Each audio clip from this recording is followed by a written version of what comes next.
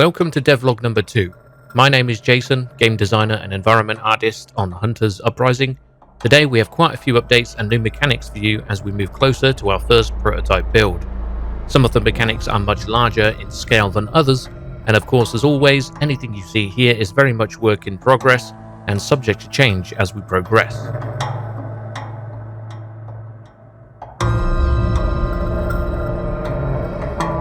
To start off with, Rabbit has been busy adding more detail to the mall location, utilizing the surrounding car park for military outposts, watchtowers and car wrecks with potential loot locations for any daring monster hunters, as well as several new stores inside the mall itself, but we won't show you too much just yet.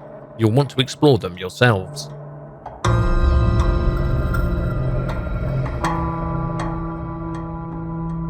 Meanwhile, I have been busy implementing our previously mentioned sewer system we spoke about beneath the residential area and leading to several nearby points of interest. But be careful, it won't only be enemies from our world lurking in the dark.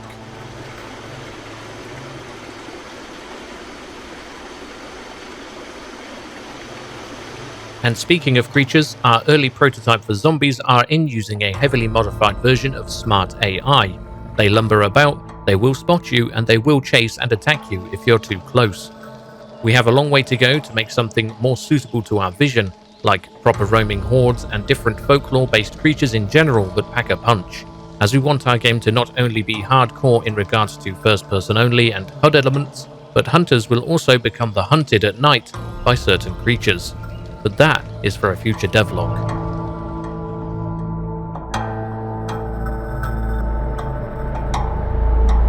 One mechanic we have heard so much about over the years in the survival genre is player tracking. You hit a player and they run into a building or into the woods. Track them with our first iteration of blood drops and the ability to track a player for a short amount of time via the bloody footsteps that they're leaving behind. This will also work if you've walked through the blood of a downed NPC or AI. For me personally, this is something that goes all the way back to the early DayZ days. I know it was a planned feature at one point, but never actually made it in. We would also like to implement this concept into our animal hunting mechanics, but we'll have more on that shortly. Keeping on the subject of tracking players, we tried to show off our weather system using ultra dynamic weather a few weeks back, and something wasn't quite right. So here is a proper look at our snow and player deformation, which can also be used to track nearby players, but be quick, as the dynamic snow will fill in the tracks the players have left behind, and the more severe the weather, the quicker they will fill in.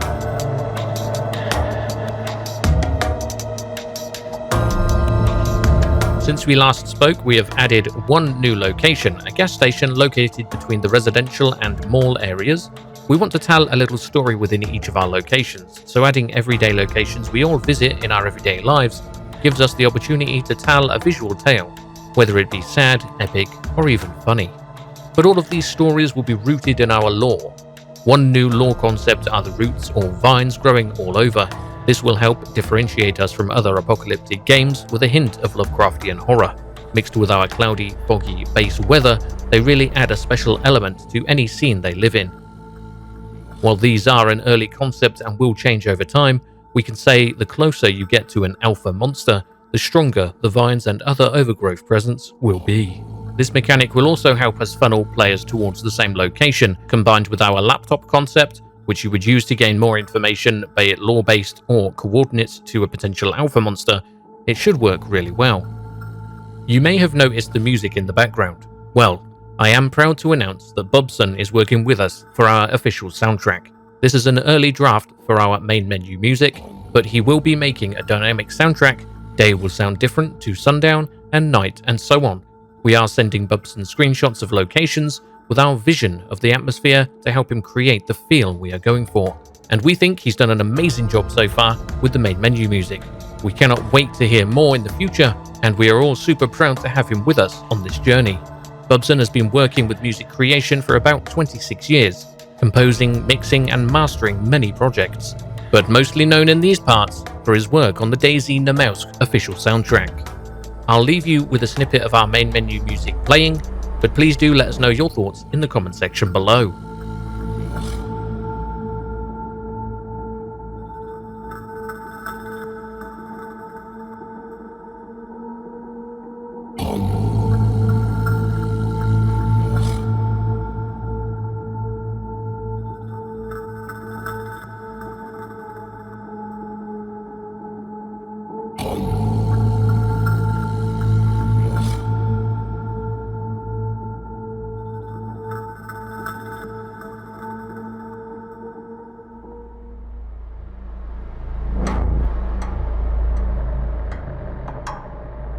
And finally, for this devlog, with much deliberation between the team and the community feedback, we are revealing our biggest concept so far.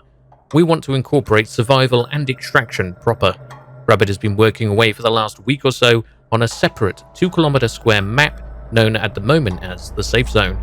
Our idea for this map is to upgrade your base of operations, craft, hunt, fish, cook, practice in the shooting range and time trial to hone your skills to prepare for the separate extraction mode. All of this you will be able to do solo or with up to 4 players, your squad, in a PvE co-op experience. We don't want to give too much away just yet, as we want you all to explore when the time comes. This map will be used to prepare and stockpile supplies you will be able to use in the extraction map. As an example, go off and hunt some deer in the 2-kilometer square map, cook a meal, and then take that with you to give you a buff, say for a slow heal or a 5-minute stamina boost. Of course, we would like to give you the option to quick play from the main menu and not waste any time getting into the PvP, but in the extraction zone, food is not as fresh as it is from your base, and might not offer such benefits as a nice home-cooked meal. Think of this as Vigor's safe house concept, but on steroids. We would also like to have NPC vendors on this map to buy and sell to in the future, giving players multiple choices on how to play. Do you quick play and stock up from the extraction zone, hunt or fish with friends in the safe zone, or get all of your supplies from the traders? The choice will be yours. Oh, and with this larger map, you will need a way to get about a bit quicker.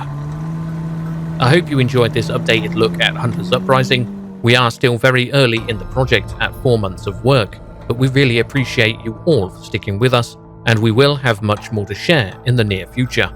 We have set up a Patreon for our game if you want to support us or buy us a coffee. This is by no means a necessity, but always very much appreciated. Let us know if you have any feedback in the comment section or in our game's Discord. All links will be in the description below, but most of all, thank you for watching, and I'll see you peeps next time.